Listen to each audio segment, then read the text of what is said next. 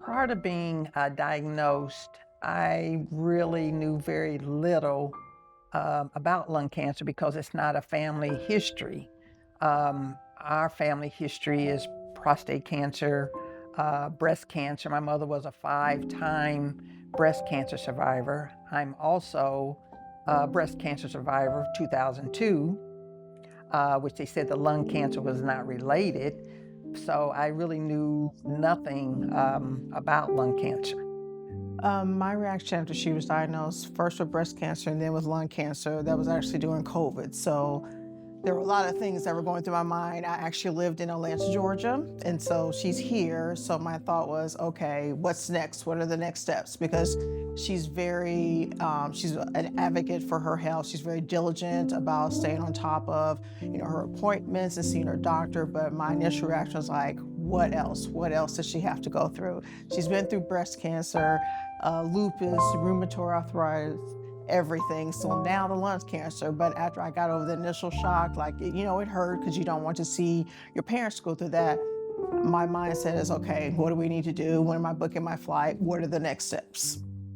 I would say the advice I would give for someone that's been recently diagnosed is to take in what your doctors are saying, take someone with you as you're going through the process, and to also do your own research. Look up some of the terms, Google some of the terms, but just to do research and make sure someone is with you to hear the things that maybe you didn't hear at your appointment. And to also, once you're diagnosed, that means there's certain changes about your life you need to make. Whether it's maybe I need to exercise more, maybe I need to give up red meat or give up what I was eating before. Should be some type of changes in your life. Pray more, be more spiritual. There has to be some changes when you get a diagnosis. If I knew then what I know now, I would find out more about my family history as far as medical with my grandmother, her mother, more research and understanding the neighborhood that they grew up in. It's a historic area, but it was one of the first areas that Blacks were able to build homes, my grandparents, but it was also where things were dumped there as far as trash and other things. So just really understanding the history with that. Again, asking more history about medical history. Early on, taking a little bit more better care of myself personally, health-wise. I do get my screenings, things like that. So, and also sharing that as well. There's a lot of misconceptions, even with breast cancer. A lot of people don't want to go and get that type of screening, but letting them know it's just 5 minutes. Would you rather take that 5 minutes and maybe just a little discomfort versus the alternative? So even with the lung cancer, getting those screenings, things like that. But again, just really taking a little bit more care of myself early on in my life as far as medical things. What I know now compared to then, I probably would have investigated more years ago when they saw a spot on my lung. And that was probably maybe 20 years ago. I grew up in the area that had an amusement park, a Riverside amusement park.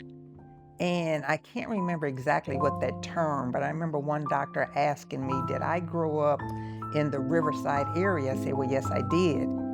And it was a term and that was a park here that Blacks couldn't go to until maybe the late 60s, early 70s. And you had a day that the Black people could go. And it's not too far from here, this area. And they asked me, did I live close to that? I said, well, yeah, I grew up fairly close to that. Well, once they tore the amusement park down, then they built houses. And prior to that, there was some type of environmental something going on. So when he saw that spot, I said, well, yes, I did. He said, we've had other people to have that same maybe spot. Well, moving forward, I do believe that was the same spot. Fortunately, it wasn't fast growing, but it was the same spot I believe that was there. Then moving forward, I've always had somewhat of a cough, but it was contributed to maybe my sinuses. I've had every kind of test. And then the breast cancer came in 2002. Then moving forward, 2020 was the lung cancer. And that was the same spot that they had been watching, but the last scan, it grew just a little. So they said, okay, it's slow growing, whatever it is, we're gonna go ahead and take a look at it. And it turned out to be cancer. But it wasn't related to my breast cancer. It wasn't related to the cough, because my cough is more of an upper cough opposed to my lungs. But I think I probably would have done more research back then to see exactly the spot that they had originally seen years ago, and just did my own research.